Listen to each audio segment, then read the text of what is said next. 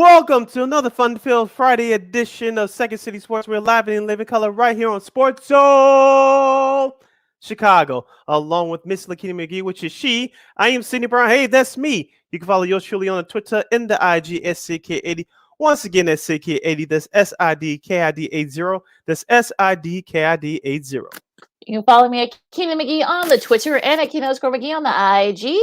Make sure you download that Sports Zone Chicago app wherever you get your apps, whether it's the Apple iTunes Store, Amazon, or Google Play. You could listen to any of our other 5 live shows, including this one, Second City Sports. If you happen to miss it, that's why we tell you to download the app. When you download the Sports Zone Chicago app, you can catch any of our shows archived. You can listen and watch them back at your own leisure. Speaking of Sports Zone Chicago, you can follow Sports Zone Chicago on all social media platforms, Facebook, Twitter, Instagram, and YouTube. And you can catch the audio version of this podcast, Second City Sports, by simply subscribing to War on Anchor. We're available on all podcast platforms, including that iHeartRadio app. Make sure you type this in your search engine boxes on those podcast platforms. WARR on Anchor. And you can follow War Media on all social media platforms, Facebook, Twitter, Instagram, and YouTube. And thank you very much in advance for your support.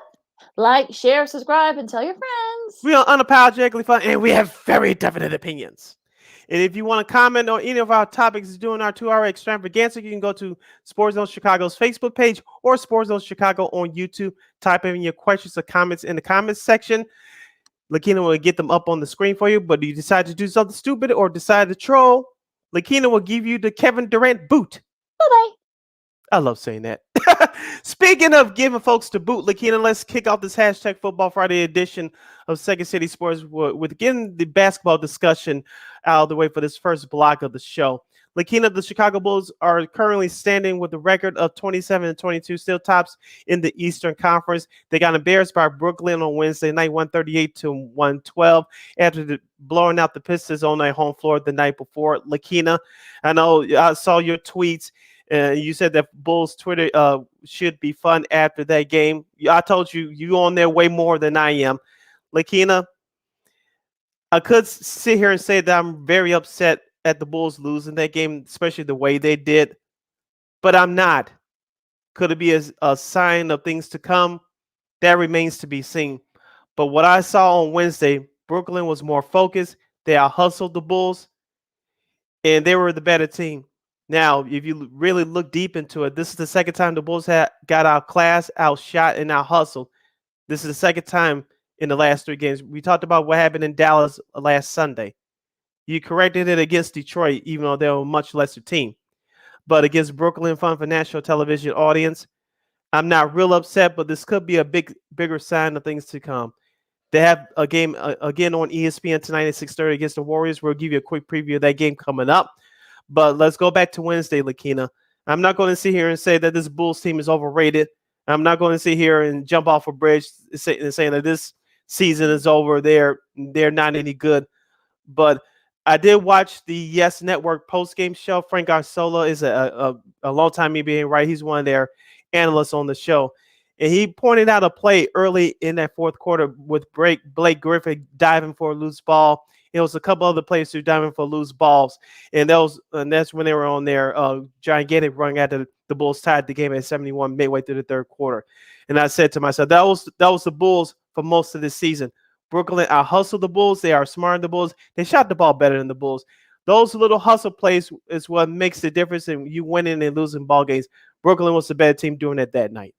Well, look, I'm just going to keep it short and simple with this. Look, I'm not like JJ Redick, who apparently caused a lot of waves on ESPN when he said that the Bulls are the 5th best team in the East. I think that's a little okay. Yeah, that's a little bit much. I mean, he likes the front office, but he doesn't like the team. That's a little bit, out there. But look, it was a second of a back-to-back for the Bulls. Not that I'm making excuses for that, but the start time at 9:00 Central Time. I mean, yes, that's gonna throw some guys off, with their body clocks and such, unless you're a West Coast team. And the way Durant was shooting the ball, I mean, he was 7 for 10. And for field goals and 3 for 4 from 3. I mean, they were not going to get blown out by the Bulls this time. The last couple times the Bulls did beat the Nets, they weren't at full strength.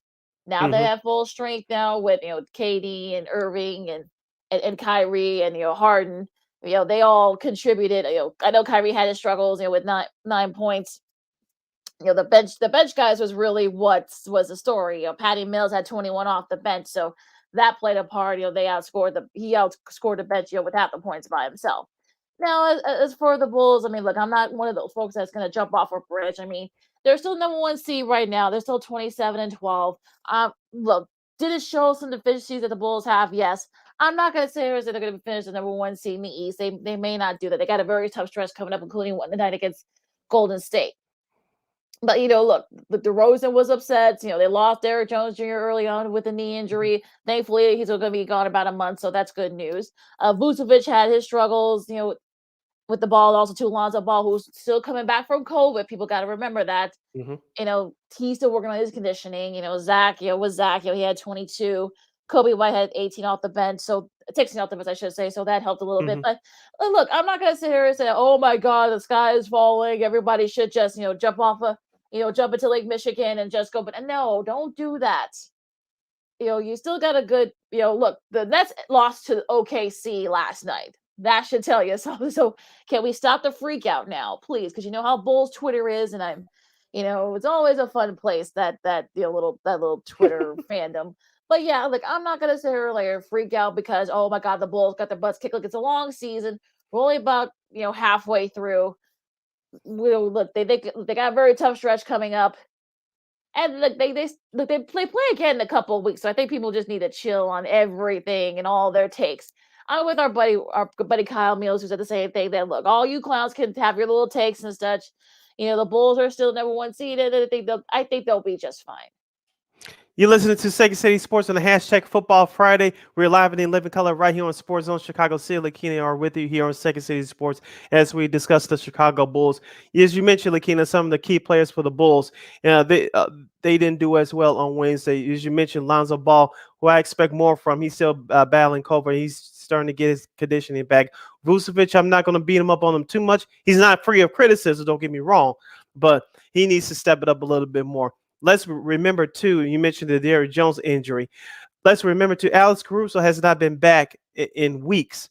And you want him healthy, completely healthy, especially during the stretch run to get prepared for the stretch run after the All-Star break heading to the playoffs. You want him as healthy as possible because when he was in there, as we talked about at the start of the season, he was giving you energy. He was giving you additional scoring. He brought the energy off the bench on the defensive end. And this is something that the Bulls are missing right now. You mentioned Kobe White. He's been having a good stretch. No one had a good game on Wednesday, but Kobe White had a good stretch off the bench. Tony Bradley Jr. really did do anything. My guy, Alfonso McKinney, even though he scored 5 points, he struggled, but the game was out of reach at that point. The two key players on the Bulls right now that are missing in action are Javonte Green, who's still injured, and Alex Caruso. I ask you, Lakeena, I'll ask our listeners, the ones that are listening and watching, go to our Facebook page at Sports Zone Chicago or Sports Zone Chicago on YouTube. Who is the MVP of this Bulls team right now? Be careful with your answers. I know, well, see, it has to be DeRozan. It has to be Levine. It has to be the head coach, even Billy Donovan. But the real MVP of this team right now, even though he hasn't played in weeks and they'll need him, especially at the end of the season, is Alex Caruso for me. Who's truly the Bulls team MVP right now in your mind? Well, I think you can go multiple directions, of course. With DeRozan, you can go with Alex Caruso. Zach, of course. AO has been a solid. Has contributed a lot to his rookie season. I mean, look, there's so many guys you can go with, and I think let's remember this team, like you said, they're not at full strength right now. Caruso's still out with COVID and various injuries, so hopefully he'll be back during the stretch run. I mean, because the fact that they're still number one right now in the East in a very tough Eastern Conference is a testament to both the team and to the coaching staff. So, that like you can go in all different directions. I think right now, since we're only about halfway through the season, we're just getting to the halfway point. I don't really think that there's any one person that you can say. I mean, everyone has contributed in different forms. You saw it was guys step up when DeRozan was in protocols, when Zach was in protocols. I mean, they did what they could, before they had to pause. Everything else, I mean, it's just like, oh, okay, this guy's, defensively, Kobe White coming back and such. I mean, at this point, look, AK and Eversley, they play things really close to the vest.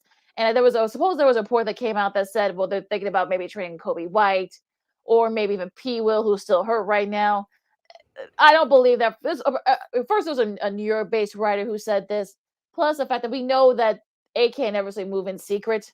So Yes. anybody, You know anybody that that's bad boys saying, move in silence. yeah, anybody that says, well, I know what they're doing, they probably don't. They probably heard it from somebody else, second or third hand or whatever. But look, there are guys out there. I mean, like Boogie, because I know he's where he's at. I mean, I don't know why the Bulls don't want him to come on, come on when he was out, but who knows? Maybe he'll be available in a couple of weeks again. But at this point of the season, there's really nothing you can really, you can't really pinpoint one guy as the MVP right now.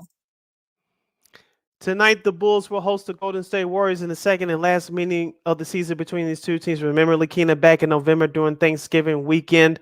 It was the first game that Nikolai Vucevic missed because of COVID. That game was on national television as well, and the Bulls got embarrassed. And that was before COVID hit the whole team. But tonight, the Warriors come in with a 30-11 mark. The Bulls, as I mentioned, 27-12. The Warriors got embarrassed at Milwaukee last night, so that's good news if you're the Chicago Bulls on one hand, because the Golden State is playing in their second of back-to-back on their current East Coast road trip. But if you're the Bulls, call me crazy, Lakeena. I think they could do both. It is imperative for this team to play well tonight, and it is imperative for this team to beat the Warriors, because not only what happened to you back in November, but the way you got embarrassed on Wednesday night. And as I mentioned at the top of the show, the way that you've been playing 2 out of the last 3 games, getting embarrassed. Well, and also too, Clay's going to be out too because they're easing him back into it. Draymond's still struggling. He's still hampered by that calf injury, so he probably won't play tonight either. Steph struggled. I know they're probably going to want to kind of redeem themselves after being embarrassed on national television by the Bucks. But I don't think it's imperative that the Bulls win this game. Now, it's imperative that they play well, and I'm sure they're going to feel like people are kind of giving up on them and stuff because they got stomped on. But look, I think if they end up beating if they beat the Warriors, okay, cool. But if it's a close one and Steph just goes nuts tonight and they lose that way, I mean, there's no shame in that. He's done it to a lot of teams this year. So look, I don't think it's imperative. I'm not gonna go that far, but I think winning would be yes, it would be good if they won. But if they don't, especially at least as long as they put in the effort like they did, they will struggle in the field. If they can jump on the Warriors early and Steph continues his struggles, then I could kind of see them sort of pulling away and winning this game. I mean, this isn't a do or die thing for them, but I think for confidence wise, I think that might be a better way to put it. But you know, this is their last meeting unless they meet in the finals. So I think if you're the Bulls, I think you definitely want to put in a good show tonight and perhaps hopefully win this game. You're listening to Second City Sports on the hashtag Football Friday edition. We're live and in living color right here on Sports Zone Chicago City. Lakeena here with you on Second City Sports. Lakeena, let's get to the best and the worst from the NBA from this past week. We'll start off going backwards. We'll go back to last night's action. I want to focus in on the Minnesota Timberwolves. They're 2 games under 500 after losing to the Memphis Grizzlies last night, 116-108. Desmond Bane continues to be one of the surprise players in the NBA. He had 21 points off of 5 of 12 shooting for the Memphis Grizzlies last night. There's a new guy reigning in for MVP consideration, in my opinion. I said Steph Curry number 1, DeMar DeRozan number 2, Kevin Durant number 3, especially what he did here in Chicago on Wednesday. You can enter a 4th guy now, and that's John Morant. John Morant didn't wow anybody in the stat sheet last night, but he's been playing very well as of late ever since he returned from injury. Remember, he missed 14 games. Memphis went 11-3 without his presence in the lineup, but John Morant has made a bigger difference since he's returned. Last night he had 16 points on 5 of 16 shooting, only over 7 for 3-point range, but he did contribute in other ways with 8 rebounds and 9 assists. Well, I mean, if you look at what the MVP is all about, he was out for about 3 or 4 weeks with the knee injuries, and they actually played well without him. So if you want to go by like MVP, some people will say, well, wait a minute, they played pretty well without him. So how is he the most valuable player? I mean, if they had lost and they came back and win this run, okay. But then, they actually played well when he was out. So, how can you consider him MVP? That's what people were saying. This isn't me saying, this is what others are saying. And look, we'll see if they can keep this up. I mean, like I said before, I mean, they're 30-14 right now. Could they be this year's Suns? I don't know. We haven't made the playoffs yet.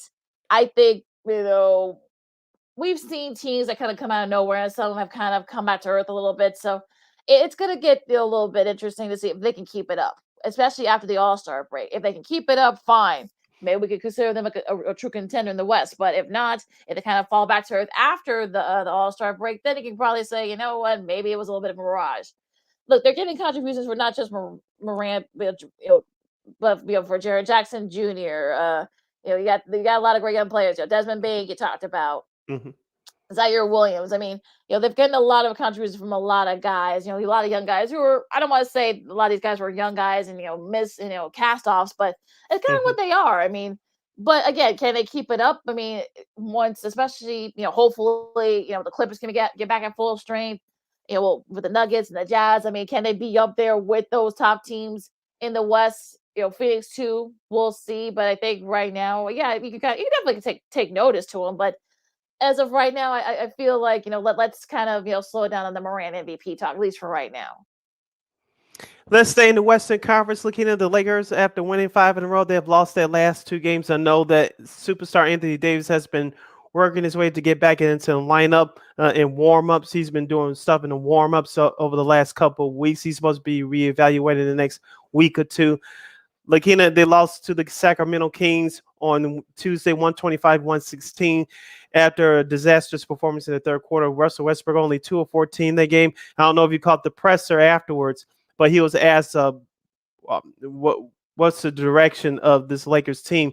He almost had a 2-minute pause, and I know everybody's putting the blame on him, especially with Anthony Davis being out.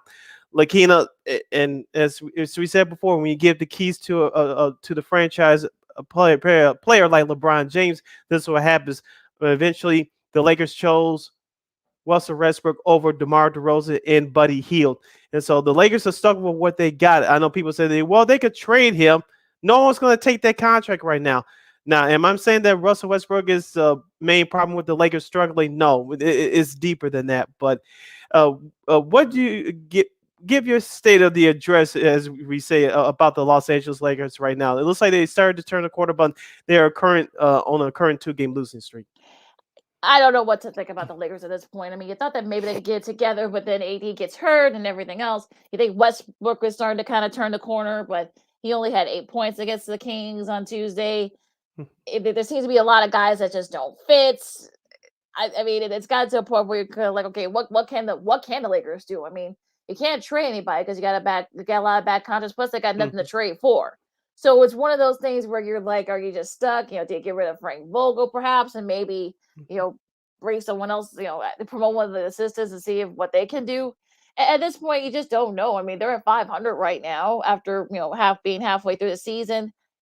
I don't know. Can the Lakers get it together? I mean, sure, there's still a lot of season left, but again, you know, the key is going to be AD starting to staying healthy, and I think that's been the problem. No one, I know LeBron got hurt early on. I know AD got hurt. Mhm. Is hurt right now, so he's been inconsistent beforehand. So it's sort of like you just don't know what you're going to get with this Lakers team. Staying in the Western Conference once again, the Portland Trail Blazers looks like their superstar Damian Lillard, who's been injured off and on throughout the season. It looks like he'll elect to have surgery. He'll be out 6 to 8 weeks. Portland split their 2 games this week. They lost badly at Denver last night. Before that, on Tuesday, they upset the Brooklyn Nets in the makeup game back in Portland. Lakeena, will this absence of Damian Lillard on the injured list, will this affect his trade prospects at the trade deadline? Portland still have the option to trade him. Oh, I mean, at this point, there's really the only thing you gotta do is get him healthy. I think that's the only thing right now. And if you're Portland, I mean, I know some people are wondering how this affects the Bulls because they got trades and stuff like that. They got to Hmm. make the playoffs or else they get their pick. But right now, I mean, I don't know if they're gonna trade him at this point. I mean, I know Portland's has been struggling this year.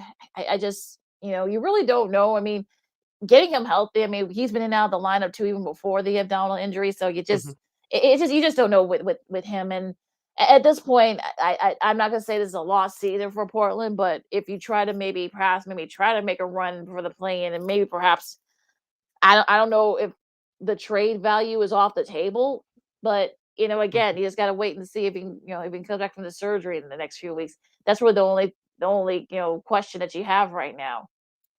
And speaking of trade rumors, of course, now you're starting to hear the Ben Simmons rumors. He was part of a trade package which involved Tobias Harris. It looks like no one is budging at this point. Lakeena, do you still have, for lack of a better word, faith that Philadelphia is going to get what they want at the trade They're deadline for not. They're Ben not. They're Simmons? not. They're not. They're not. I'm gonna keep it simple. I They're don't not. think so either. They're not. They're not. Let's just move on because we're almost at the break. And before we get into the scheduling, what else caught your eye this week in the NBA? Yeah, it's just that they continue to win without Ben Simmons. Obviously, Joel Embiid looks like he's starting to get his game back. I know they beat the Hornets on Wednesday. Speaking of Charlotte, they beat the Bucks earlier this week, this past Monday. So watch out for Charlotte. We talked about their young talent, Keena, at the start of the season. You still have scary Terry Rozier. You still have Gordon Hayward, and you still have Bridges, and you still have a LaMelo Ball, the second-year guard. And so that's a nice young team. I know not too many people paying attention to them, but they could get into the play-in tournament, but they could sneak into that seventh spot. You never know. Yeah, and I think that's gonna be, I look, it's like you gotta love these play-ins because it's gonna get this is where it gets a little bit weird, but we'll see. I mean, you thought that maybe they get together, maybe they are starting to turn a corner. I don't know, Hmm. but as we get to later on in the season, hopefully, guys will come back and maybe we can finally see this team for what we know that they can be. So we'll just have to again, we're only halfway through and some of these teams are like the Bulls are making up for all these games that are missed due to COVID protocol. So, this is gonna get very interesting. Yeah, and also too, before we break down the schedule coming up for this weekend, starting tonight, let's give props to the Cleveland Cavaliers as well. Even they got embarrassed at Golden State last Sunday night in the return of Klay Thompson. They beat the Jazz the other night, and they beat the Sacramento Kings they're on their current West Coast road trip. So Yeah, they had a Cleveland's not going anywhere either. Yeah, that was a nice win for Cleveland, especially after what happened a couple of games before. So the fact that they were able to beat Utah by 20, that's Lamar Stevens. He's not a name that's probably he's not a household name yet, but he's been kind of leading the charge for Cleveland, especially with now Rubio is out, so they've been kind of sort of kind of staying flat. But we'll see if they can keep it up. I mean, hopefully the injuries doesn't come back to haunt them. Yeah, can we say Evan Mobley for Rookie of the Year, or is it too soon to start that campaign? He's definitely up there. He's definitely the team picture, I think, for MVP. He's definitely up there. For Rookie of the Year. So we'll see. Like I said, that's a nice young roster, of course, with Darius Garland. Colin Sexton's out for the year. But this and Alan Crabb, remember, he was on the Brooklyn Nets a couple of years ago. Their big guy in the middle. He said JaVale McGee, and he's been making a huge difference in the middle. Too bad he's not on the Bulls right now. We could definitely use him. But he's been making a difference for that young Cavaliers team, and they play hard, they play with energy, and they play to win. And right now they're still hanging around. They're more just hanging around. They're right in the thick of the Eastern Conference standings at the playoffs will start today. Lakeena, before we break for the bottom of the hour, let's get to some of the key games for this weekend in the National Basketball Association. Starting with tonight, of course, the first game of the ESPN doubleheader is Golden State at Chicago to take on the Bulls at 6:30 p.m. Central Standard Time. At 6 o'clock, we have Orlando at Charlotte. At the same time, we have the Raptors, who've been coming on very strong lately. Watch out for Scotty Barnes, the other rookie for the Raptors. He's been playing very well too this year. They'll travel to Detroit to take on the Pistons at 6 o'clock. The Suns will continue their East Coast road trip. They'll take on the Pacers tonight at 6 p.m. And also at the same time, the Celtics will face Philadelphia. They'll visit Philadelphia to take on the Sixers at 6 p.m. Speaking of the Cavaliers, they'll travel to San Antonio to take on the Spurs at 7:30. The Rockets and the Kings will wrap up the night tonight at 9 o'clock. In the second game, the ESPN doubleheader will feature the Memphis Grizzlies hosting the Dallas Mavericks. Yeah, going back to the Cleveland San Antonio game, I think definitely Evan Mobley is the MVP for the Cavs, and also too he's right there in the thick of it for Rookie of the Year, and he's been one of the reasons, especially with like I said before. Hopefully the injuries don't come back to bite them, but they might run out of gas. But we'll just have to wait and see with them. Now going to tomorrow's game, Saturday, you got Toronto and Milwaukee at 5:30, kind of an early start here before the right before the wild card games. Then you got Portland and Washington. Portland starting their East Coast trip. New York, who got a big win a couple of nights ago. They play Atlanta, New Orleans, and Brooklyn. That should be, I'm sure Brooklyn's going to want to kind of redeem themselves after being blown out by OKC. Philly and Miami, I'm a little surprised that game's not being televised. I think, Miami's been sort of staying afloat to the deal thanks to Eric Spoelstra with now Bam still out. Jimmy's been out too. So That they've been playing pretty well. Cleveland and OKC, of course, the Bulls. They play at Boston.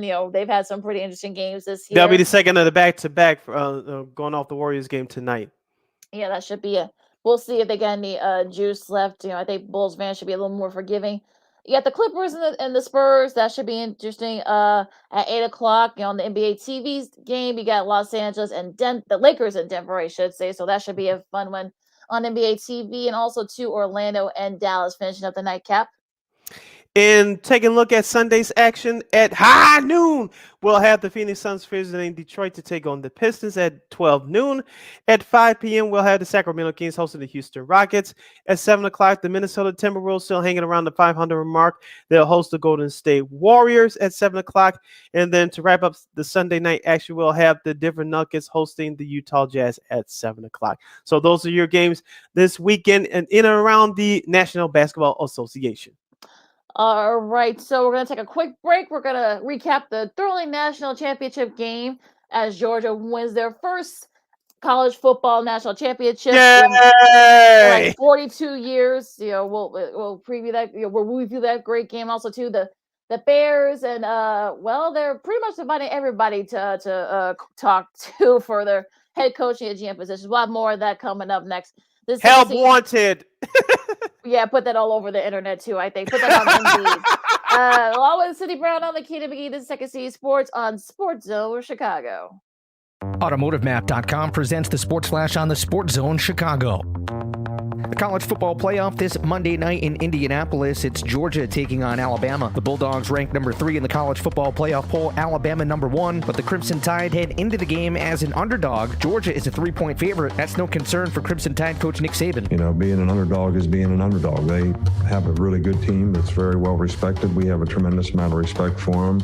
It's important for our players to know what they need to do to be able to continue to have success in the next game, regardless of what happened in the last game. Alabama beat Georgia in the SEC title game, but Bulldogs head coach Kirby Smart doesn't see that as a factor. It's really separate from the SEC championship, other than obviously everybody will be using that tape to look at matchups and look at tendencies and things. For lightning fast sports updates, download the Score app. It's free and one of the most popular sports apps in North America. I'm Chuck Sanders. That's the Sports Flash on the Sports Zone Chicago. This is the feeling you get when you have a dedicated Fidelity Wealth Planner looking at your full financial picture.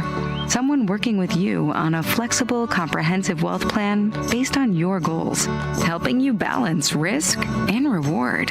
It's being able to enjoy today because you have a plan for the future. This is the planning effect from Fidelity. Learn more at fidelity.com/wealth. Investment minimums apply. Fidelity Brokerage Services, LLC. And now an important message from Exergen. A critical new FDA study proves that non-contact thermometers are not accurate. They also have inaccurate information on their labels regarding accuracy. New COVID strains are on the rise, and non-contact manufacturers are being irresponsible at a time when accuracy matters. Accurate temperature measurements are essential. Switch to Exergen because they are accurate and backed by over 100 clinical studies. Be sure, be accurate with Exergen. Learn more at Exergen.com.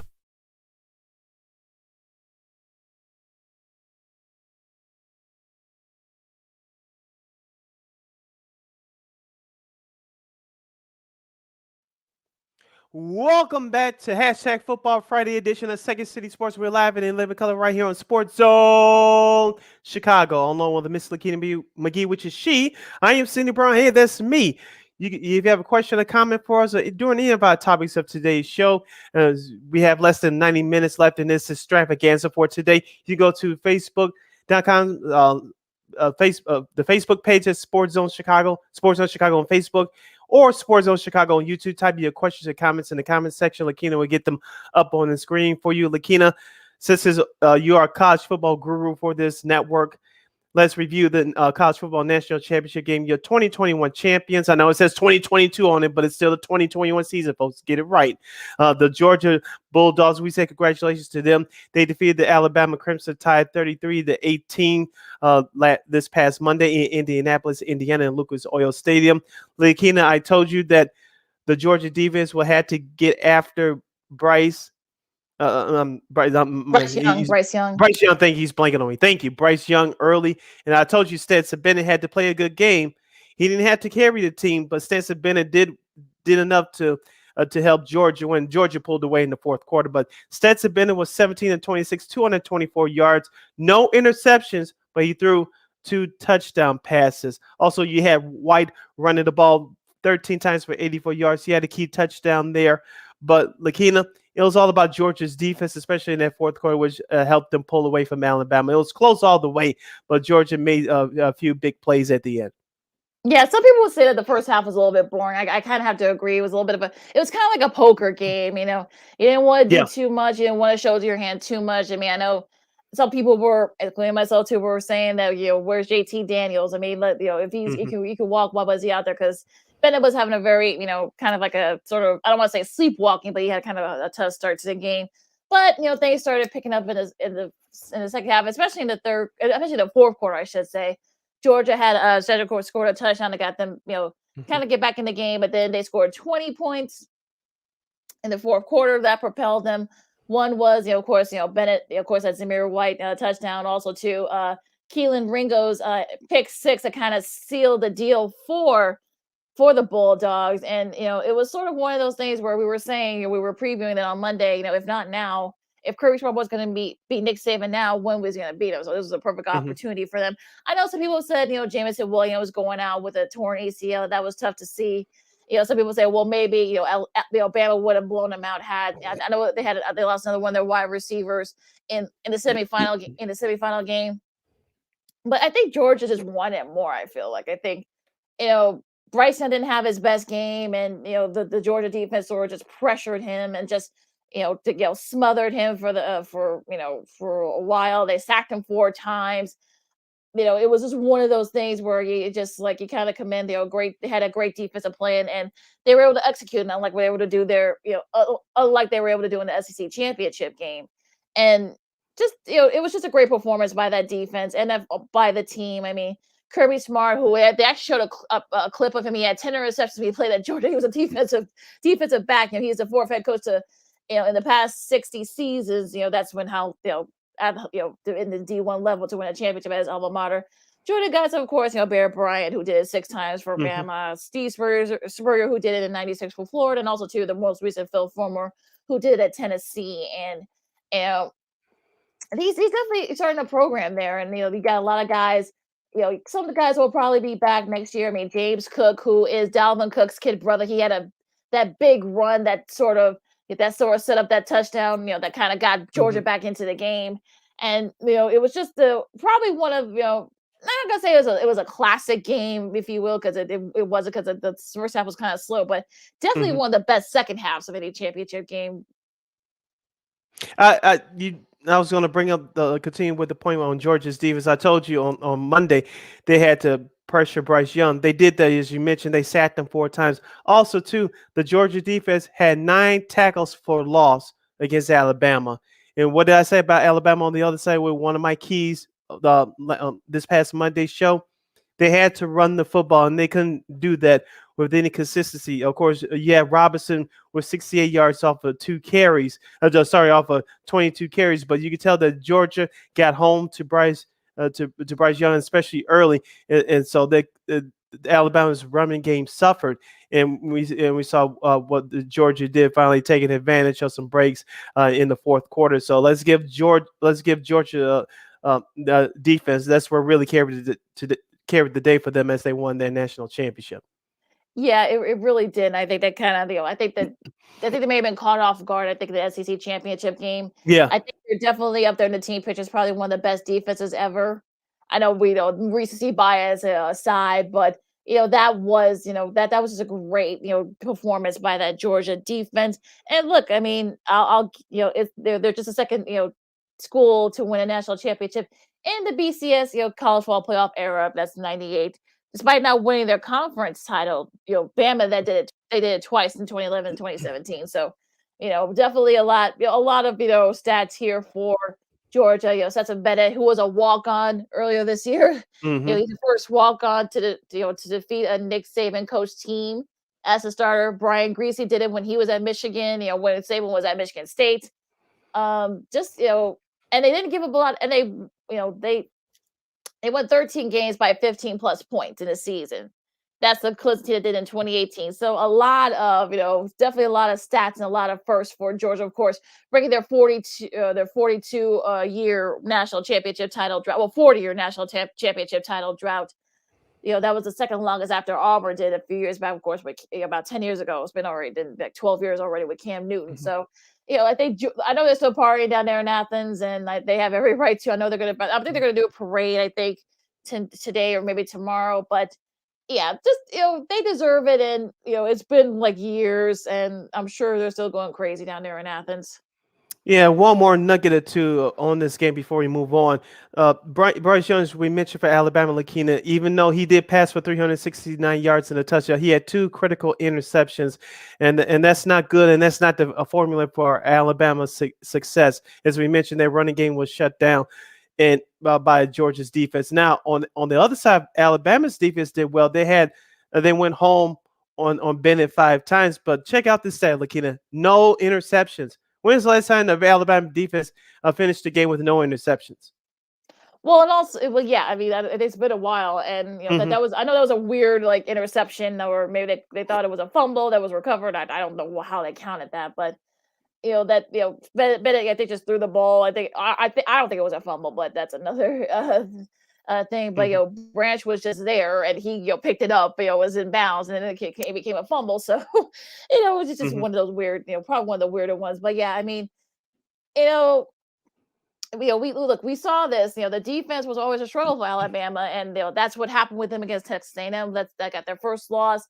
They were to kind of get together a little bit late, but Georgia, I think, was determined to kind of pick some holes to the Alabama defense, and they did just that, especially through their running game. I mean, Cook and White had some big runs for them. So that, I'm sure that's going to be a thing that I'm sure they will address during the offseason. Of course, they're still the 2 early number 1 ranking for next year. So hey. All right, you're listening to Second City Sports and the Hashtag Football Friday edition right here on Sports Zone Chicago. We're live and in living color. Sid, Lakeena here with you. Lakeena, before we get to those RES Chicago Bears, let's go to one of your other favorite subjects. We'll start to talk about this on the show as we go along here in the next few weeks or so. That's college basketball. One matchup in particular I'm looking forward to tonight. They'll take place down there in Champaign. That's at 8 o'clock p.m. Central Standard Time on FS1. The number 25 ranked team in the nation, defying the line now. Yes, Illinois at 12-3. They'll host the struggling 76 Michigan Wolverines. What's going on with my guy, Juwan Howard? I think, COVID, I think some other stuff. I think the guys just aren't shooting the ball very well for Michigan. I think that's probably the reason why they're definitely one of the disappointments this year in college hoops. I mean, they're 7-6. I know they had to pause for a little bit. I mean, I think this could be sort of like the thing that kind of jumpstarts their confidence. They can beat Illinois at Illinois, which they've done before the last couple of times. They've beaten them, so should be an interesting one to hear. Knows the start time though, folks. 8 o'clock.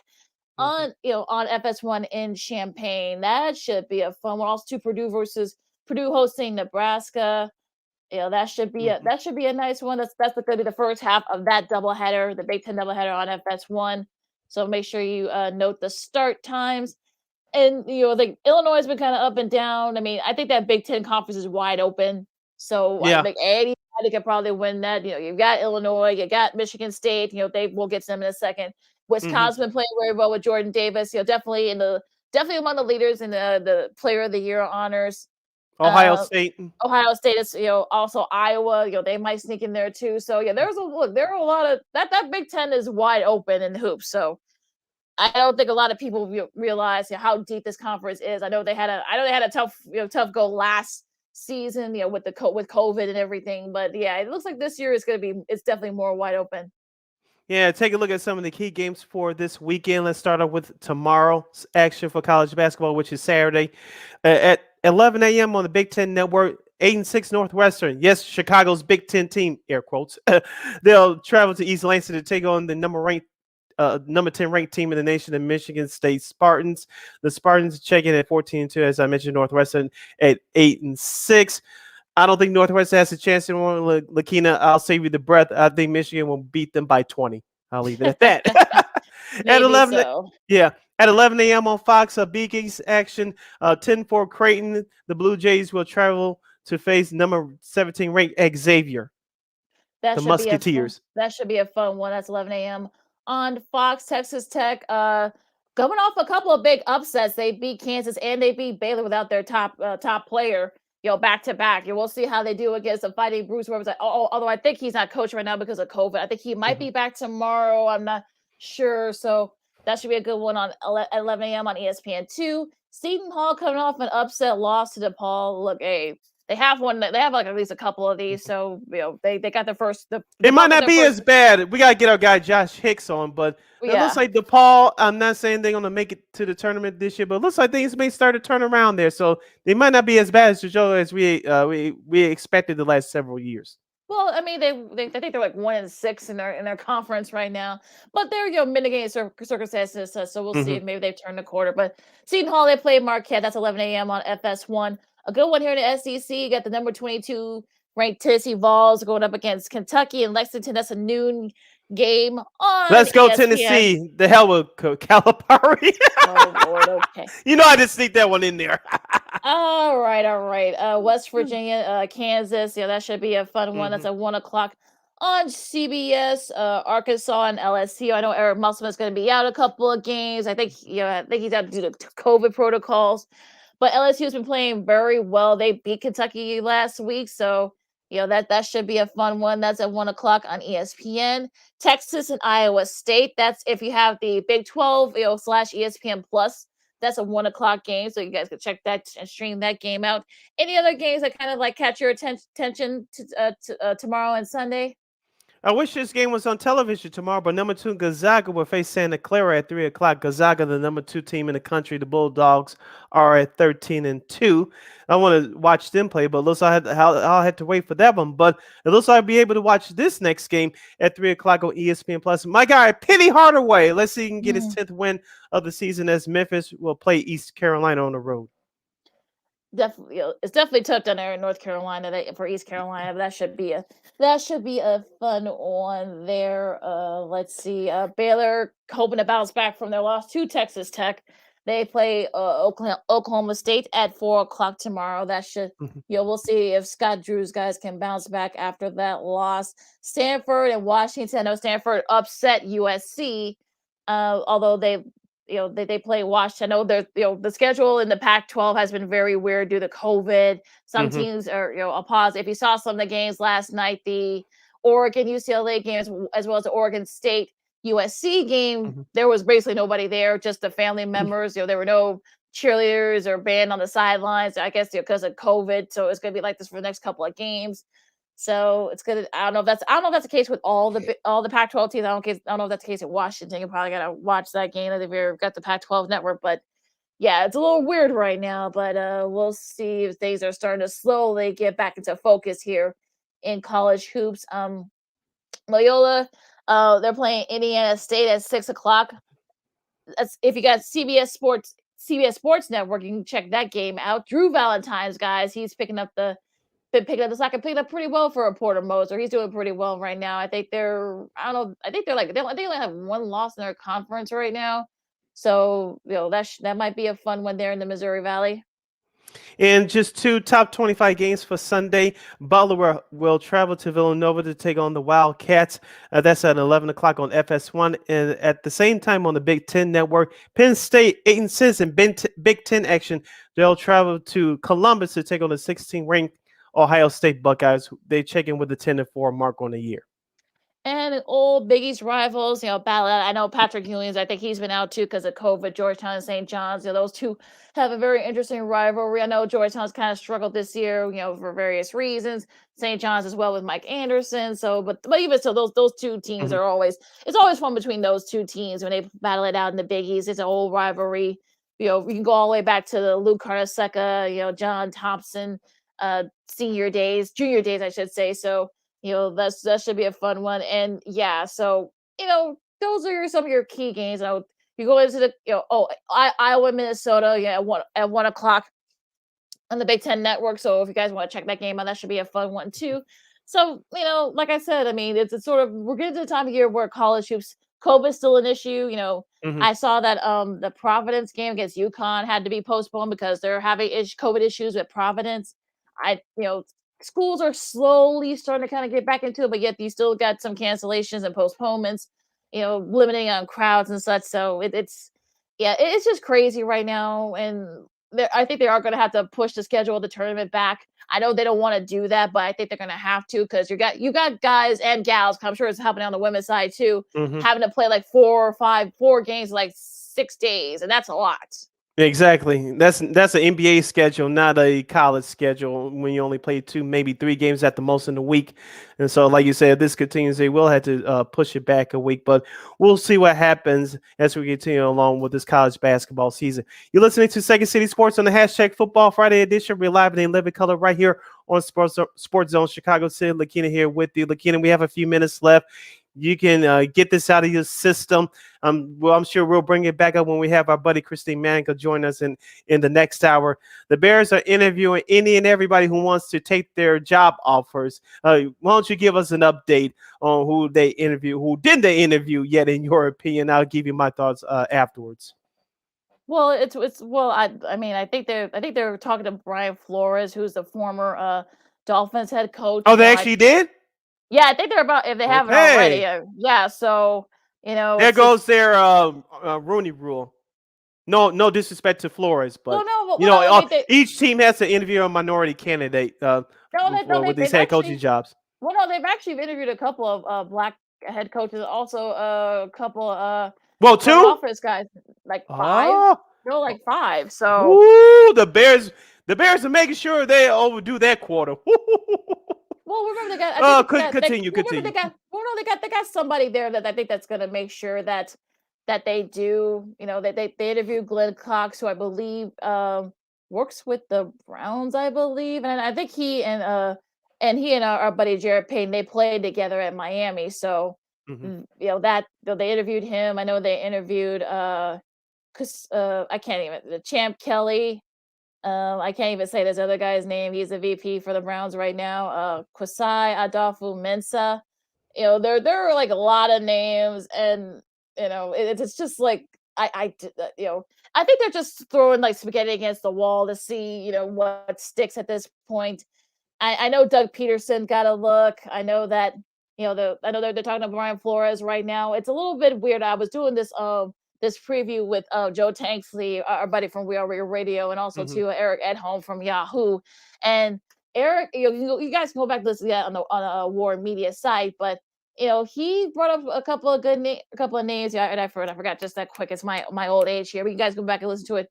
But I think they're at this point. I think they're just kind of picking guys, to see like who's probably the best fit. Do they pick the head coach first and then just see if he can mesh with whoever the GM ends up being? I'm afraid that's going to happen. That's probably what's going to happen. Me. That's sort of like, I think that's what's going to happen. I mean, I think Flores. I don't know if they're still. I think they're about their meeting as we speak, so we don't know what how long they're gonna pick up and stuff. I just look at this point. I mean, I know people want there are some folks that want Jim Harbaugh. There are some guys that want maybe a Doug Peterson who's been out of the game for a while. There are even some folks that say they wouldn't mind Brian Flores or maybe a Leslie Frazier. I mean, it's definitely one of those things where you wonder, like, okay, what direction are they going to go to? I was listening to the Under Center podcast with our guy Ken Davis from More Media in NBC Sports Chicago. That's the Chicago Bears podcast presented by NBC Sports Chicago, Under Center podcast. Make sure you can watch it on YouTube at NBC Sports Chicago or download the podcast. You can listen to wherever you go. And then I was listening to the episode from this past Monday earlier today, Lakeena. It was Ken, Adam Hogue, Coach Wannstedt, and David Kaplan. And one of the issues that was brought up on that episode was do you want an offensive guy for the job or do you want a defensive guy for the job? And I believe David Kaplan said he just wants the best guy for the job. And as I told you on Monday, Lakeena, can we just get a coach in here that can score 27 points or more for this Bears team? Can we do that? Now, me personally, I want a coach with some experience. And like you said, Brian Flores, who was already interviewed, leads that list of potential candidates for the Bears. It's just the pessimist in me. You can go back with recent history with Lovie Smith, which happened to work out, even though he wasn't the Bears' first choice. You can go back to Lovie Smith, Mark Trestman, and Dick Duran with the whole Dave McGinnis mess after they fired Wanstead following the '98 season. It's just the pessimist in me that they're going to hire the coach first and then force him to work with this GM who may or may not like the coach that the Bears just hired. And this coach is going to have little to no experience.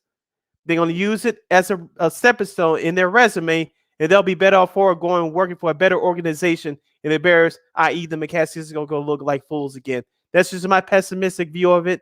What say you? Oh, look, look, it could be all those things. I've kind of become a little more open-minded. I could see that being the case too, with the fact that they could maybe just, but I think if you hope that maybe a Bears, coaching the Chicago Bears isn't a stepping stone, quote unquote stepping stone. But who knows? But like I said, we'll get more into it with Christine. But do you want an offensive guy or a defensive guy? I just want someone who can make good personnel decisions. That's all I want. I mean, do you want the young up and comer? Do you want someone who's a little bit more experienced? Do you want kind of like the old school guy or a new school guy? I don't know. Like, just don't F it up. If George McCaskey is going to be the final decision, I still think Ted Phillips will probably still be, he'll probably make a few, suggestions too, even though they're not, he's still going to be in the room, even though they don't have to answer to them. But he should be in the room, moving the Bears to Arlington Heights. That's where I need him to stay. Look, I don't know. What do we know? Yeah, but look, I don't know. I mean, look, at this point, like I said, I'm sure Christine, when she comes on, we'll have her opinions and her thoughts on it. But it's just, I just at this point, I don't know. Who knows what the Bears are going to do, because I don't think they know at this point. The fact that they have they're going to have 20 people. They've already had 30. We may have 30 folks coming in, but yeah, it's just, who knows. But we'll talk more about this with our girl Christine when she comes on with us later on the show. But meantime, we're also going to preview Super Wild Card Weekend. Yay! Could there be some upsets in the mist? But I think they will. There might but be we give a you our couple. picks next hour. But you never know. But yeah, we'll preview Super Wild Card Weekend and a whole lot more coming up next. This is Second City Sports, and you're listening and watching Second City Sports on Sports Zone Chicago. AutomotiveMap.com presents the Sports Flash on the Sports Zone Chicago. The college football playoff this Monday night in Indianapolis. It's Georgia taking on Alabama. The Bulldogs ranked number 3 in the college football playoff poll, Alabama number 1, but the Crimson Tide head into the game as an underdog. Georgia is a 3-point favorite. That's no concern for Crimson Tide coach Nick Saban. Being an underdog is being an underdog. They have a really good team that's very well respected. We have a tremendous amount of respect for them. It's important for our players to know what they need to do to be able to continue to have success in the next game, regardless of what happened in the last game. Alabama beat Georgia in the SEC title game, but Bulldogs head coach Kirby Smart doesn't see that as a factor. It's really separate from the SEC championship, other than obviously everybody will be using that tape to look at matchups and look at tendencies and things. For lightning fast sports updates, download the Score app. It's free and one of the most popular sports apps in North America. I'm Chuck Sanders. That's the Sports Flash on the Sports Zone Chicago. This is the feeling you get when you have a dedicated Fidelity Wealth Planner looking at your full financial picture. Someone working with you on a flexible, comprehensive wealth plan based on your goals, helping you balance risk and reward. It's being able to enjoy today because you have a plan for the future. This is the planning effect from Fidelity. Learn more at fidelity.com/wealth. Investment minimums apply. Fidelity Brokerage Services, LLC. And now an important message from Exergen. A critical new FDA study proves that non-contact thermometers are not accurate. They also have inaccurate information on their labels regarding accuracy. New COVID strains are on the rise, and non-contact manufacturers are being irresponsible at a time when accuracy matters. Accurate temperature measurements are essential. Switch to Exergen because they are accurate and backed by over 100 clinical studies. Be sure, be accurate with Exergen. Learn more at Exergen.com.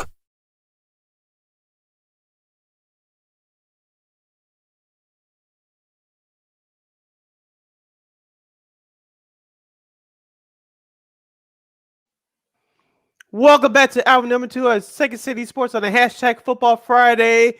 We're live in 11 color right here on Sports Zone Chicago, along with Miss Lakeena McGee, which is she. I'm Sidney Brown. Hey, that's me. You can follow yours truly on the Twitter and the IG at SidKid80. Once again, that's SidKid80. That's SIDKID80. That's SIDKID80. You can follow me at Keenan McGee on the Twitter and at Keenan_McGee on the IG. You have a comment, a question for us during any of our topics on today's show, which is now less than 16 minutes remaining. You can go to Sports Zone Chicago's Facebook page or Sports Zone Chicago on YouTube. Type in your questions or comments in the comments section. Lakeena will get them up on the screen for you. But you decide to troll or do something stupid, Lakeena will politely give you the beer lane beer boot. Bye-bye. Let's kick this second hour of Second City Sports off, Lakeena, with going into our previews of Super NFL Wildcard Weekend. We'll give you our picks with our buddy Christine Manika at the bottom of the hour. Lakeena, we have two games taking place on Saturday, which is tomorrow. The first game will be on NBC at 3:30 Chicago time. It'll be the Las Vegas Raiders traveling to Cincinnati to take on the Bengals. Lakeena, what are your keys for both teams for this game coming up tomorrow? Yeah, this first game, look, I know this is definitely, to me, I think this one's a little bit of a pick 'em because I feel like this is the first appearance for Cincinnati in a wildcard. If they win, this would be like their first win in like 30 years almost. Since 1990. I was still in grade school. So it's been a long time. I know some people will say Vegas kind of backed their way into the playoffs. I know. Well, thank you, Chargers. I know, right? But yeah, that's a whole nother conversation. But yeah, this was going to be very interesting. I mean, you look at the O line for the Bengals. Can they keep Joe Burrow afloat? Are we going to see the good Derek Carr? This is his first playoff game now because he missed it back in 2016. Yeah, they missed it a couple of times, before then. So, it's going to be one of those things where you wonder, okay, who wants this more? And both these teams are coming back from not playing in the playoffs for a few years. Can the Raiders defense stop Jamar Chase? Joe Mixon, we'll see how he looks because he's coming back from COVID. Like I said, can the O line keep Joe Burrow float for the Bengals? This is definitely going to be one of those days. Can we see a big game from Josh Jacobs? I mean, this is sort of one of those games where you just really don't know what's going to happen. So I think this is probably going to end up being a pick 'em for me. I'm not going to say it's going to be an upset. I'll get to that in a second. But you read the the Bengals and the Raiders. A lot of them, most of the players on both teams don't have playoff experience. So this is going to be where it's really going to be like who will shine in this game. And I'm glad you brought up Josh Jacobs, Lakeena, for the Vegas Raiders. It's going to come down to the running game. You have Joe Mixon on the Bengals side, and you have Josh Jacobs on the other side for the Raiders. You remember he was key to that overtime win last week, wearing down that Chargers defense. Now, Cincinnati had most of their players out last week as they clinched everything, losing to Cleveland on the last day of the season. But it's going to come down to running the football. And for Joe Burrow, you mentioned that the offensive line and keeping him upright. This will be his first playoff game as a second-year quarterback, and let's see if he could do well. I think he'll definitely benefit from if the running game gets off to a good start, but he cannot turn the ball over. That Raiders defense is hit and miss. We know they're not a dominating defense, but they can create a couple of turnovers here and there. For me, the key is the running game for both teams and not turning the football over, especially if you're Cincinnati. Yeah, I think that's going to be the thing with turnovers and such. So, like I said, this is going to be one of those pick 'em games because I feel like maybe you could probably toss a coin and whoever comes up, either team that could probably win this game. So it's definitely going to be like who shows up. I mean, I know Mixon was number 3 in rushing this year in the NFL, so you got to try and slow him down. You got to slow down Jamar Chase and such. The defense has been pretty solid. I mean, Trey Hendrickson, that's probably a name a lot of people don't know about, but he was top 5 in sacks. So this is going to be a very interesting part where, with Cincy and, like you said, you're dealing with, there might be some nerves there with both teams. For a lot of these guys, this will be their first playoff appearance. So, it's good. There might be one of those ugly games. It might be a chess match here. So we'll see. It should be a fun one. Now, the nightcap of this one should be a good one too. Of course, you've got the Patriots and the Bills. Weather could be an issue in this game. We're talking maybe cold, maybe snow, maybe both. Who knows? It's supposed to be the second or third coldest game in Buffalo Bills history. I think it's supposed to be 5 or 4 degrees at kickoff, and it feels, and then the wind chill at -6, if I read that correctly. This is perfect weather at this time of year for the city of Buffalo. Yeah, it should be, yeah, definitely a perfect time of year. You're in mid-January in Buffalo, but of course, both teams split their season series. If you're the Bills, I mean, this is sort of your time, and in Orchard Park, I'm sure that place is going to be rocking, and it's going to get very interesting. This is going to be like, are we going to see the first game where it's going to be the running game, so it's going to be very cold, or we'll see in the second game where Buffalo after like the second quarter kind of dominated. So is this going to be one of those things where you're kind of like, okay, which one are we going to get, or we're going to get a mixture of both? Will it be a high scoring affair? But this is gonna be good. I mean, look, Josh Allen has to not make any dumb mistakes. Will Mac Jones look like a rookie? Will they actually use their running backs in Buffalo? You know, Damian Harris. I know he's been battling injuries. Will he be 100%? So this is gonna be one of those games where you just don't know what's gonna happen. It's going to come down to turnovers and who's going to make the big play. Now, will Bill Belichick use the same game plan as he did a month ago when they beat Buffalo on Monday Night Football? I don't think so. They're going to run the ball for sure. I don't think they're going to run it that many times. But it's going to come down to who can protect the football, who's going to cause the turnover, who can make the big play. I don't think that this will be rookie Matt Jones' first playoff game, the rookie quarterback for the Patriots. And Josh Allen, he's been there before for Buffalo. As you mentioned, he cannot turn the ball over either. He's a risky guy. He's a poor version of Brett Favre. But it's going to come down to who's going to make the big play, especially down the field, despite the weather conditions. Mm-hmm.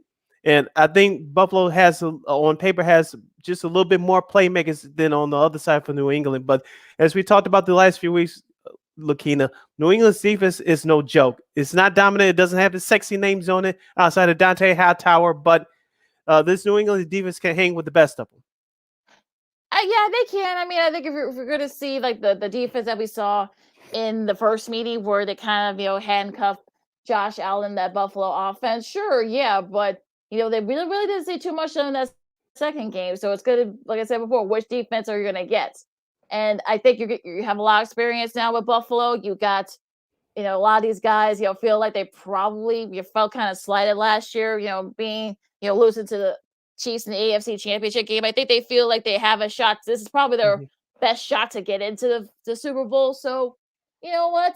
I'm not gonna say my pick yet, but yeah, this is gonna be a really big key.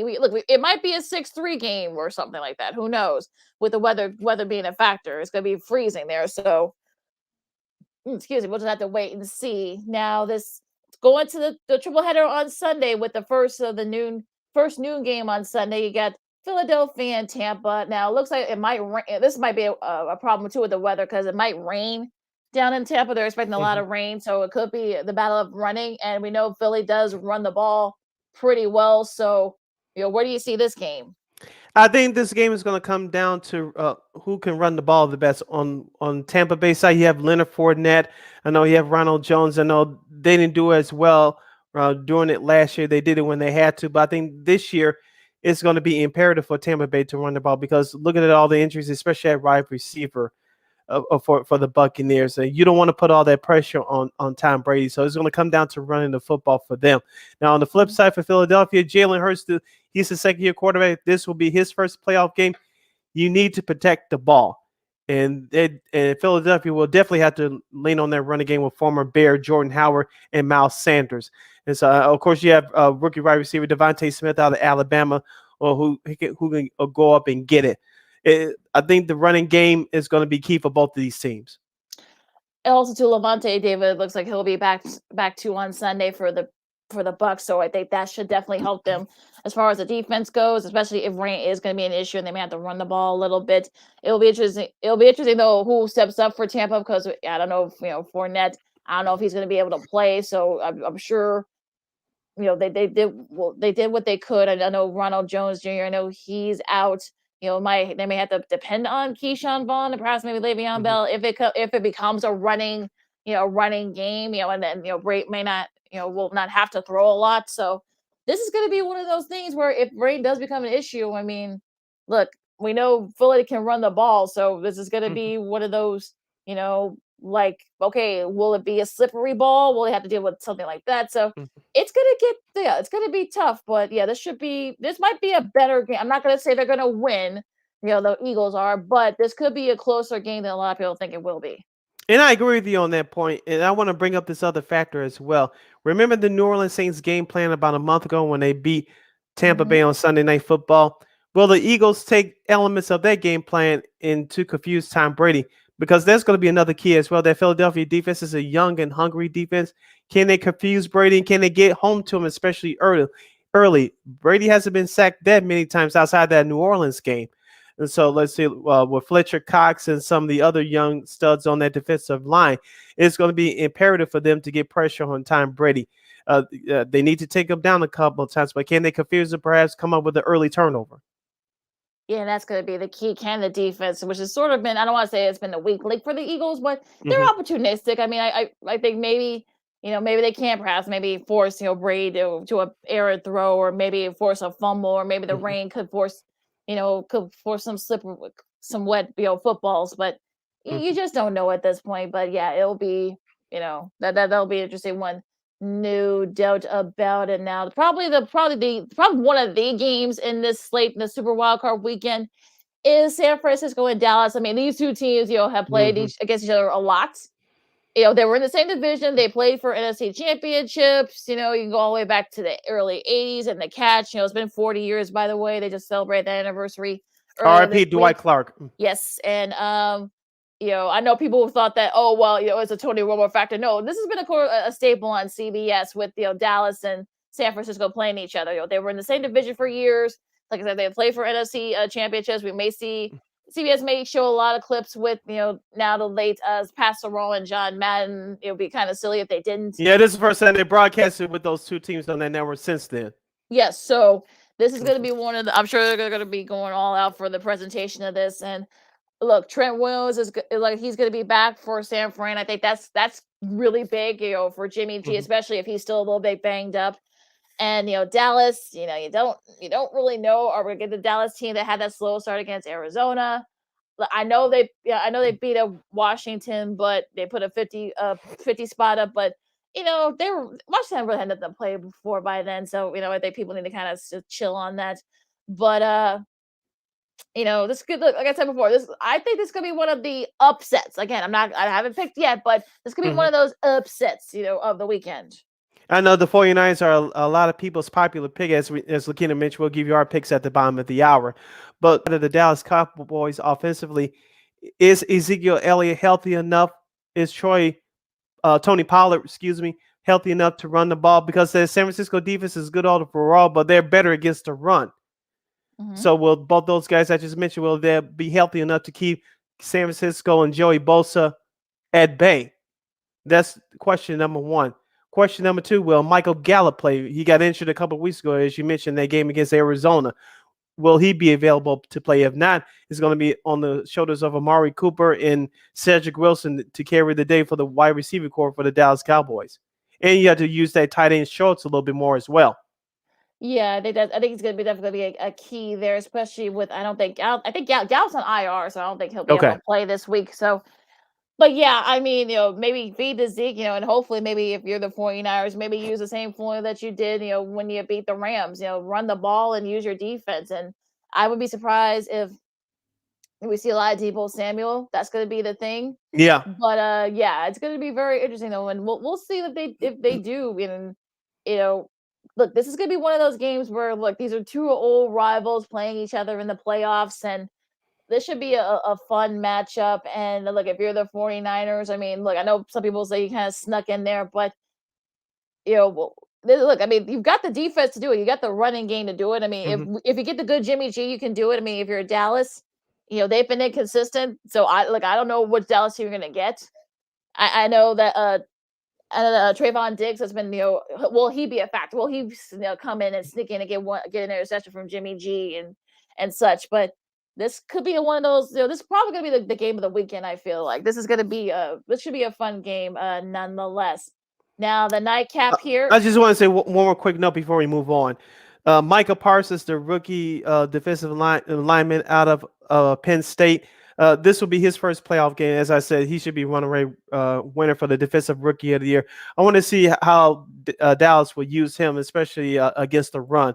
Now, I think he'll get home to Jimmy G at least one time, but how they're going to use this, especially against the run, because you mentioned Deebo Samuel is used as a part-time running back, and Elijah Mitchell has been running very well out of the backfield for the 49ers over the last month and a half or so. I want to see how the Dallas defense is used with Micah Parsons in there. That's going to be sort of the thing. Will he be a factor? I know he hasn't played well the last couple of games, so that's going to be the thing. And look, I mean, if you're looking at these two teams, I mean, it's going to, like I said, it's going to be very interesting. But again, we'll see what happens. We'll get to more in depth in this game in a second when Christine comes on. Pittsburgh and Kansas City, that's the nightcap. I just saw a tweet from Lindsey Jones that Tyreek Hill will play, barring a setback. Of course, he banged up, his heel in the last game of the regular season. So, but, Pittsburgh, I mean, I love Big Ben's comments. He's gonna just go all out and and whatever. I know some people thought that maybe Pittsburgh kind of backed their way into the playoffs, but you know what? I'm sure. Look, Mike Tomlin has his way of getting his guys ready, so I'm sure Juju Smith-Schuster, we'll see if he can play, but I don't know. Like I said, I know people are already saying that how much is Kansas City gonna beat the Pittsburgh by. I'm not gonna look. There's always as I said, once you're in a dance, you have a shot. So it's gonna be very interesting to see if the Steelers can pull off a miraculous upset. The question is for me, if you're Pittsburgh, can you muster up any offense production outside of running back Najee Harris? That's going to be the question. As we mentioned, Lakeena, this Pittsburgh offense has been hit and miss all year long. And will we finally get that Ben Roethlisberger performance that we've been waiting on for weeks? That's a $64 million question. On the flip side for Kansas City, can they run the ball consistently? And will their defense show up? I know they haven't leaned on them these last couple of weeks since the offense has gotten back on track. But those are the two elements I'm looking forward to on Sunday night between the Chiefs and Steelers. Well, and I think that, I'm not going to sit here and say the Steelers are going to pull off the upset, but I think the game's going to be a little bit closer. Right? I feel like, I can see this is the first time in a couple of years that the Chiefs have had to play on Wild Card Weekend. So that's a whole different, dynamic that they probably aren't used to. So I think Steelers, you may see a little bit of a fight from them. But again, I just don't know. But, we know one person we could ask, and we got her on right now. She's our buddy from KXRB Radio in Sioux Falls, Miss Christine Manika. Christine, what's up? Oh, it's a nice new setting for you. What's going on? I know. I decided to do a little bit of standing. I sit too much during the day, I just changing it up a little bit. No problem. Yeah. Now, absolutely. Now we're Sid and I were just going through some of these games. The last game that we're going to preview through, and again, we'll talk more in depth when we do our picks in a little bit. But probably the game of the weekend. Well, technically it's not the weekend because it's a Monday game. But I guess if it's MLK Day, so if you're off that day, then it's sort of like your 3-day weekend here. A nice little capper here. You got Arizona and Los Angeles. Two old NFC West rivals. They both split their regular season meetings. Where do you see this matchup? Because I think this is probably going to be the game of the weekend. I feel like this is the Super Bowl game, in all honesty, because you got two great teams going up against each other, and it's really hard to figure out who would pull it out. I guess it's whoever shows up that day as a team. Sometimes from the Rams, you can't really know what to expect from them. And then you have a team like Arizona that was number one at one point for a long time, for a solid 8 weeks during the season. They were the cream of the crop, and then they lost a couple of games. So again, it really depends on what team shows up and who wants it.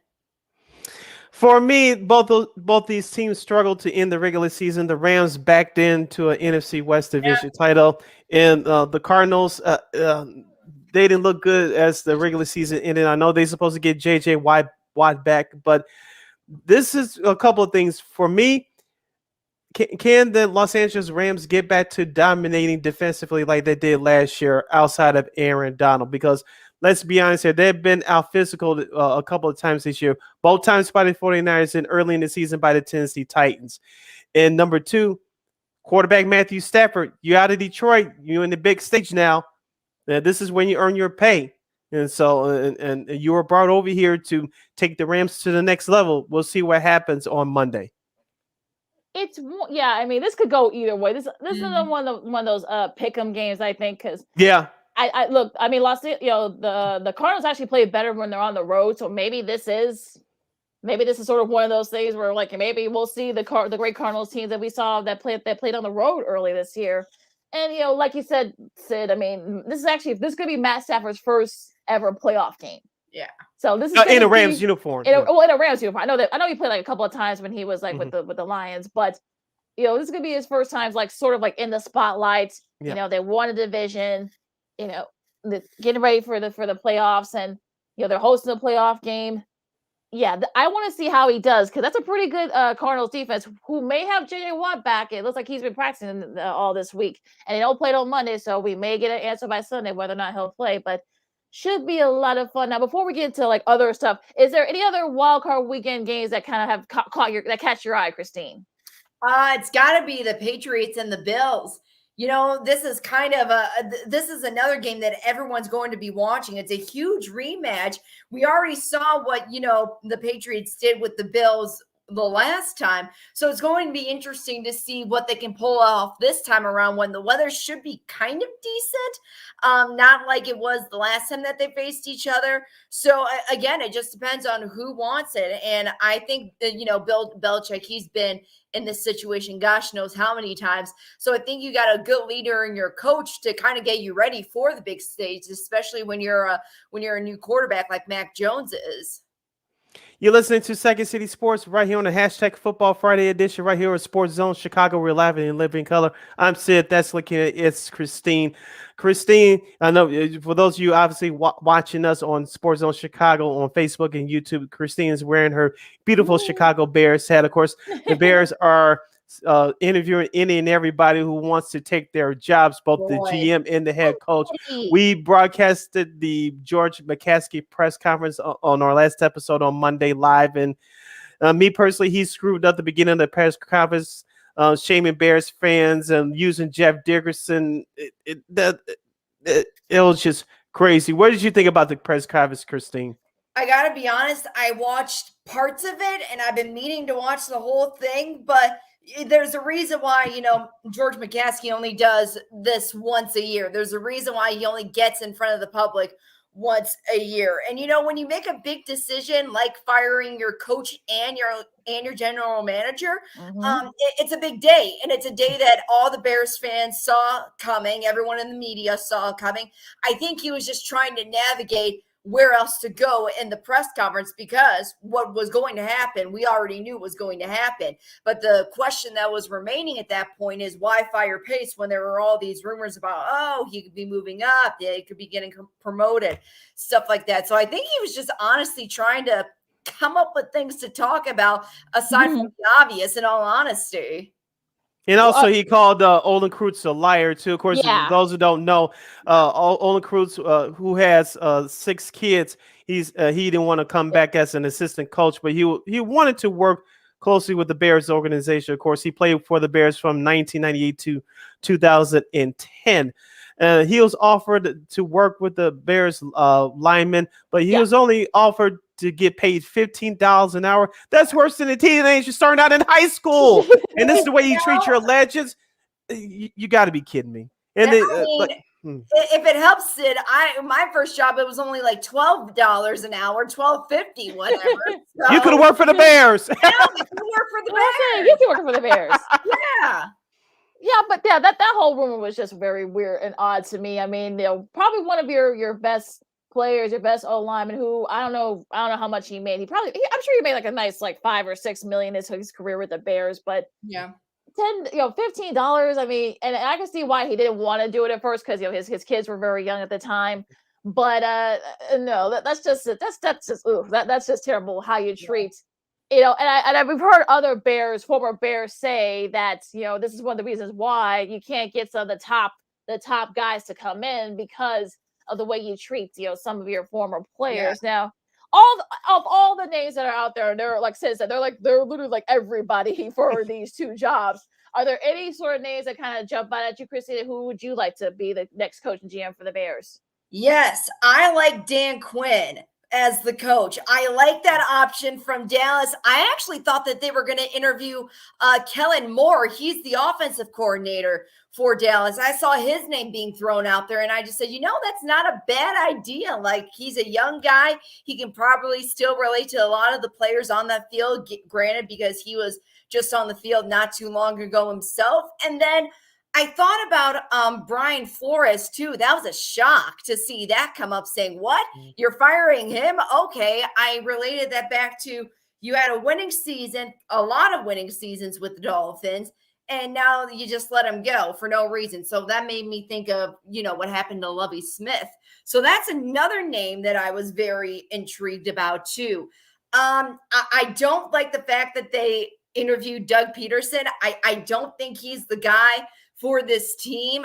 I think he could be a guy for another team, but not for this one, especially since, Nick Foles isn't at the forefront. He's not the main QB. I can see why they would bring him in because of that aspect, but I don't think he would work with the team. And then when it comes to general managers, I like, his last name is Ireland. Is it Jeff Ireland? Jeff Ireland. Yes. Yeah, I like that option for this from the Saints too. Like, so far, I mean, the list, it's a long list. They're interviewing pretty much anyone that they can get.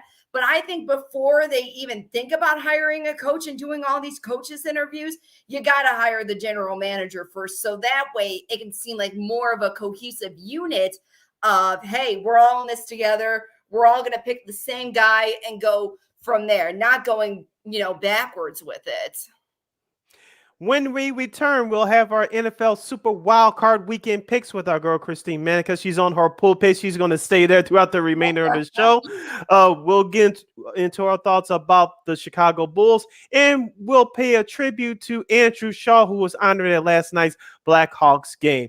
Along with Lakeena McGee and Christine Manika, I'm Sidney Brown. You listen to a hashtag Football Friday edition of Second City Sports, live and in living color, right here on Sports Zone Chicago.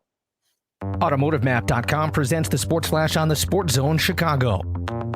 The college football playoff this Monday night in Indianapolis. It's Georgia taking on Alabama. The Bulldogs ranked number 3 in the college football playoff poll. Alabama number 1, but the Crimson Tide head into the game as an underdog. Georgia is a 3-point favorite. That's no concern for Crimson Tide coach Nick Saban. Being an underdog is being an underdog. They have a really good team that's very well respected. We have a tremendous amount of respect for them. It's important for our players to know what they need to do to be able to continue to have success in the next game, regardless of what happened in the last game. Alabama beat Georgia in the SEC title game, but Bulldogs head coach Kirby Smart doesn't see that as a factor. It's really separate from the SEC championship, other than obviously everybody will be using that tape to look at matchups and look at tendencies and things.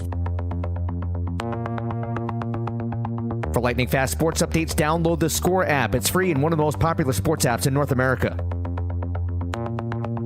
I'm Chuck Sanders. That's the Sports Flash on the Sports Zone Chicago. This is the feeling you get when you have a dedicated Fidelity Wealth Planner looking at your full financial picture. Someone working with you on a flexible, comprehensive wealth plan based on your goals, helping you balance risk and reward. It's being able to enjoy today because you have a plan for the future.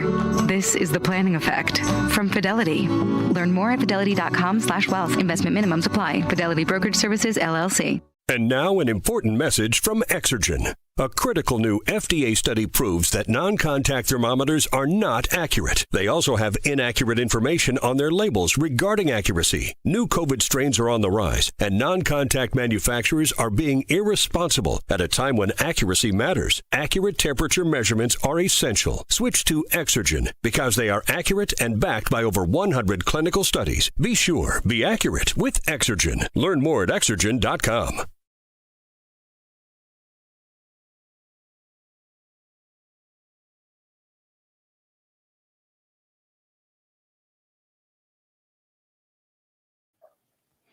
Welcome back to Second City Sports on our last segment for this week's show right here on Sports Zone Chicago on the hashtag Football Friday. along with Lakeena McGee and Christine Manika. I am Sydney Brown. Lakeena will join us shortly to give us our final results from the regular season during our NFL picks. And now she's coming back to the fold. Let's see if I could. I was doing some last minute calculations. That's why. Oh boy. Yeah. It wasn't good last week. Yeah. Before we get to our picks for wild card weekend, Lakeena, do you have our final results from the regular season? Well, I do. And you won, Sid, by like 3. As always. Yes. I know. Christine, you came in second, and I was in last place. So, those what was the margin? 3. It was 3. So I beat Christine by 3. Yeah, and Christine beat me by like it was a 5-game difference between the 3 of us. So okay.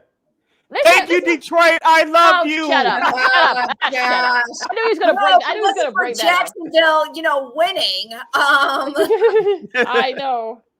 Oh yeah, next time we got to play for money though, folks. We're doing that next year anyway. So yeah, we definitely got to play for money. But yeah, look, this was a lot of fun this year, and we're still going to keep doing it. Yes, we only got the playoff games, but yeah, look, it's cool. But first game up, who I think this was going to be another toss up too. Sid, I'll start with you on this one. You got Vegas and Cincy. That's a 3:30 game on NBC. Cincinnati's favored by 5.5. Second-year quarterback Joe Burrow. This will be his first playoff game. On the flip side, the Raiders quarterback Derek Carr. This will be his first playoff game. Even though the Raiders played in the playoffs back in 2016, he missed it due to injury. But as we talked about in our last segment, it's going to come down to who's going to run the football the most, who's going to run it more effectively. I can see the Raiders pulling off an upset, especially after what happened last week with them defeating the Chargers on the last play of the game in overtime instead of taking the tie. Cincinnati, they're at home, so they have home field advantage, but I think that it's going to be closer than what people think. I think Cincinnati has a little bit more talent offensively on paper, and so I think Jamar Chase is going to have a decent game. I'm looking for Joe Mixon to have a better game from the running backs department, so I'm going with Cincinnati by 3. Speaking about Joe Mixon, I got some facts for you. Said he is actually in the top 3 in rushing. He has over 1,200 yards on him, to be exact, 1,259 yards on him for the year. And, with Joe Burrow back in the lineup with his team, he can do a lot of damage. He is also a great quarterback. And Derek Carr, he has 4,804 passing yards right now. That's number 5 in the league. It's going to be a great game. I really feel it for Cincinnati, so I'm going to pick Cincinnati for this one. Like I said, this is going to be definitely going to be a pick of now. Are we going to see, hopefully Joe Burrow can stay upright with his own line. Hopefully we can get a good Derek Carr. Maybe he'll have a nice showing there. You know what? It's been 30 years. I mean, since they've won a playoff game, I think they will win this. I think Cincy will win this, but it's going to be very close. So it could come down to a final possession thing. It could come down to a field goal. So I'm picking Cincy for this one. It's been like forever since they've won a playoff game. So should be a fun one. Now, this is a tough one here, Christine. I'm sorry with you on this one. Of course, AFC rivals clashing in the wild card weekend at Orchard Park, New England and Buffalo. Yeah, this is a tough game. My theory is this. The Bills need to stay out of their own heads if they want to win this game. However, it's, the Bills. I think of that 30 for 30 special with the bad news Bills, I call them. Just keeps on going and going. And then nothing. Could this be another case of that? It's possible. But, when you are facing a team like the Patriots and a coach like Bill Belichick with years of experience, he's going to know how to lead the team in the right direction. And I think he's got a great quarterback and a great leader in Mac Jones as well. So because of that, I'm picking New England for this one. I got a feeling that they can actually pull this out. I want to do Buffalo, but you never know what's going to happen with them if they are in their own heads. It's going to come down to who can cause the most turnovers on defense and who's going to make the big play. Buffalo has those players on the roster. New England doesn't. And I trust Buffalo a little bit more, especially after what happened the last time these two teams played just a few weeks ago in Foxborough. So I'm going with Buffalo. Yeah, and Buffalo is favored by 4.5. Okay, 4.5. Okay, so I got to pick Buffalo too. I feel like they've got the experience now. They got the taste of, they almost got to the Super Bowl last year. They're at that point where if not now, when they're kind of like the Canes in the AFC East right now. So I'm gonna pick Buffalo because I just think, I just don't think I don't think Belichick has the personnel yet. I think, Matt Jones can only get better.